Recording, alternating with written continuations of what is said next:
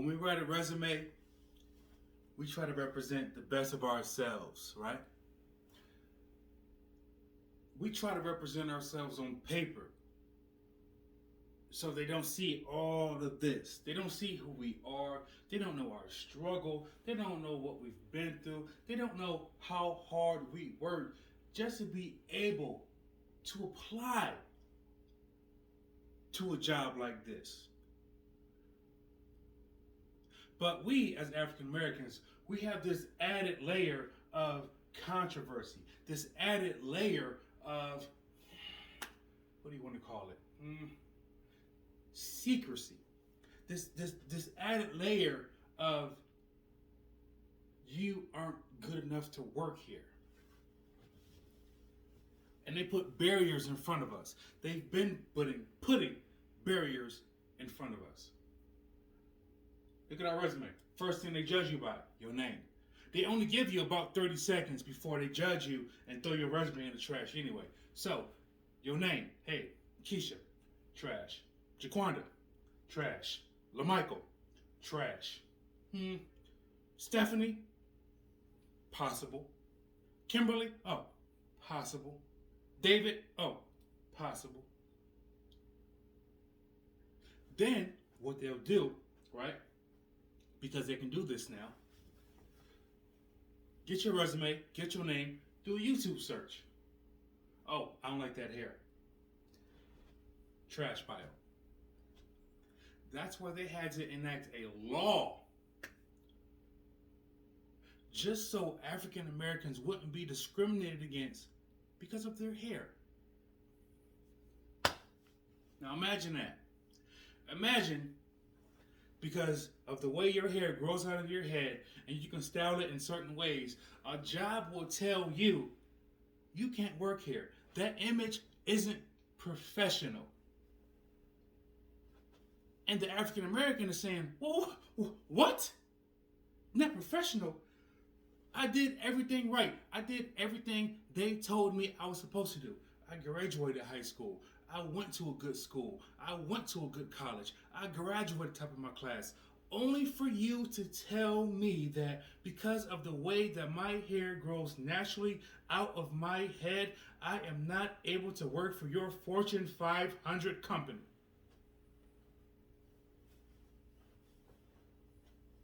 Give me a break. Give me a break. And then people seem to ask, well, what is systemic racism? That's an example of systemic racism at its finest.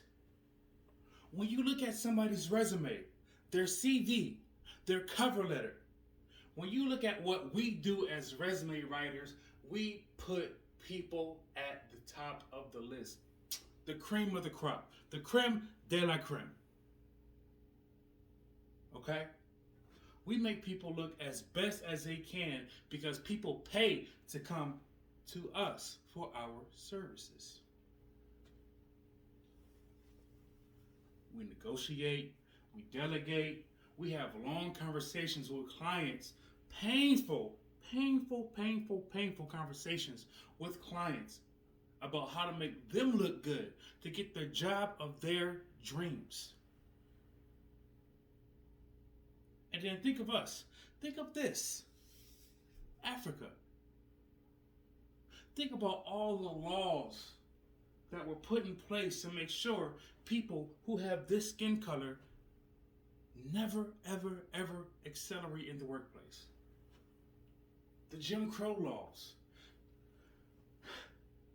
Laws that were put in place to make sure that people who look like us, who came from here, never, ever sat next to people who came from Europe. Now, this is way back in the 1800s, early 1900s. However, we are still dealing with this in 2021. 2021. And people wonder why we say Black Lives Matter.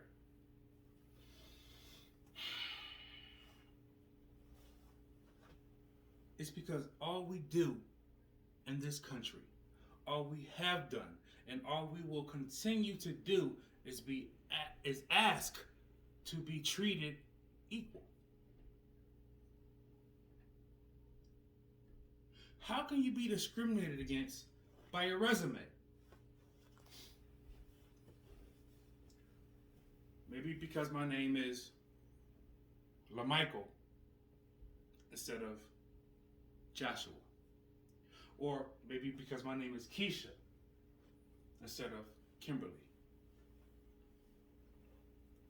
Maybe because when I come to the interview, my hair may be in a style that you think don't fit your public image.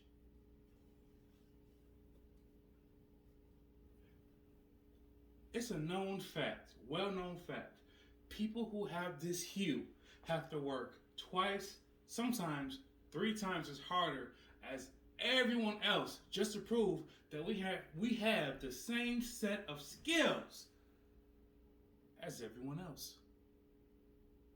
Everyone else. Why? It's because this country, it wasn't meant for individuals who have black skin. Now, don't get me wrong, we've come a long way. There have been many people who have blazed trails for African Americans in 2021. We have Martin Luther King, we have John Lewis, we have Frederick Douglass, we have Malcolm X, we have Maya Angelou, we have Harriet Tubman, we have many, many, many, many people who have blazed trails for us to be as successful as we are today. However, why is it in 2021 we still have to say Black Lives Matter?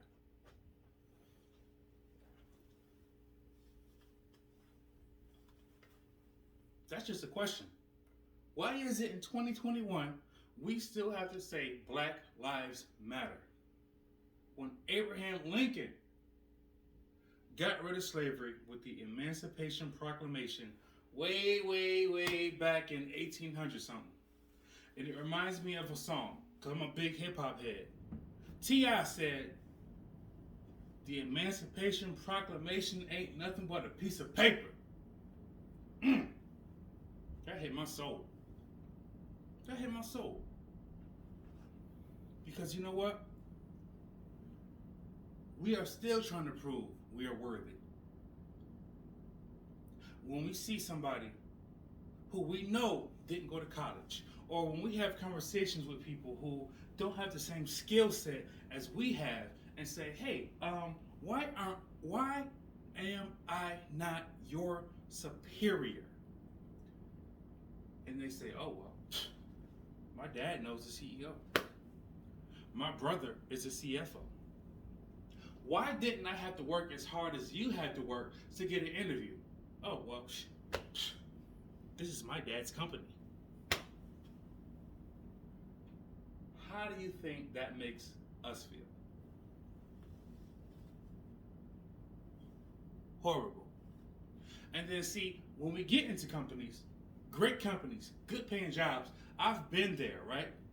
When you're an African American male and you're making a decent salary, you see less and less of this. And then you start to feel like an Uncle Tom. Like, damn, do I belong here? Do I belong here? Because where are my people at? How come I don't see too many of me at the top? In the executive boardroom, how come I don't see other managers, supervisors, or directors who share my same hue?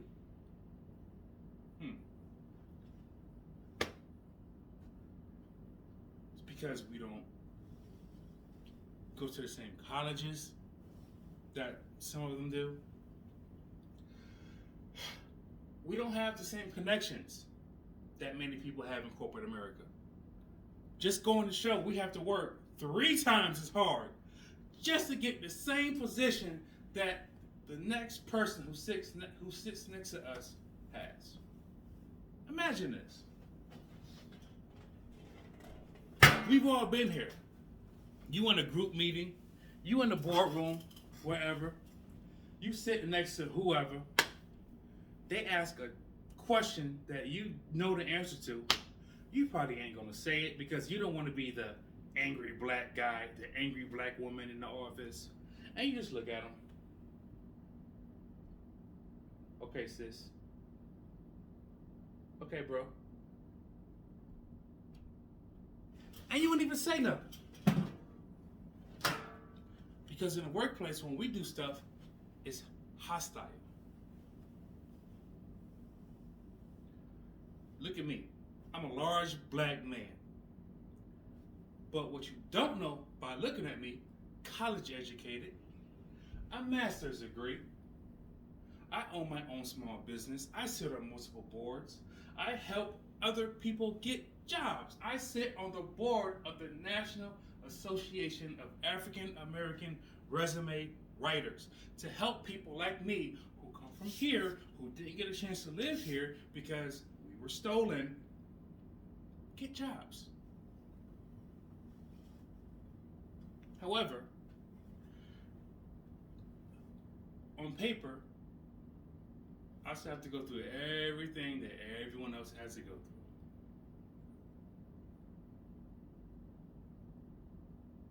My credentials don't matter as much as my skin does. And that's what embarrasses me. That's what hurts me. That's what hurts us.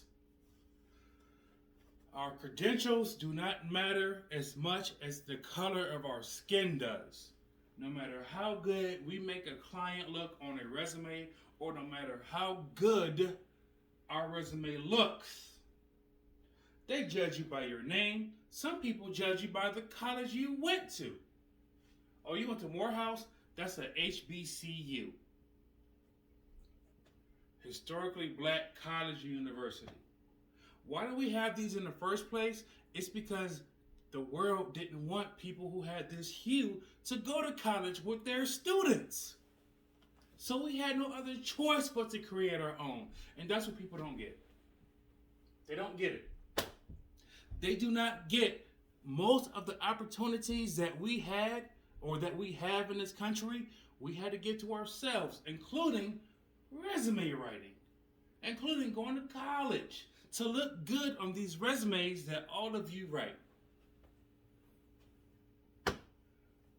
I went to Morehouse. I went to Albany State. I went to Florida A&M. I went to Spelman. I went to Howard, where Kamala Harris, our VP, graduated from. But they don't want to acknowledge those. So people, do you write your resumes? Make your clients, make yourself look as good as possible, and never, ever, ever explain the color of your skin. Because on paper, you are good enough. I'm telling you, you good enough. All of us together, we are good enough. Don't explain yourself. Don't explain the college you went to. Don't explain why you weren't given some of the opportunities that other people in this country weren't, or were, because we all know why. National Association of African American Resume Writers. This is David Kendrick. Go get your clients jobs.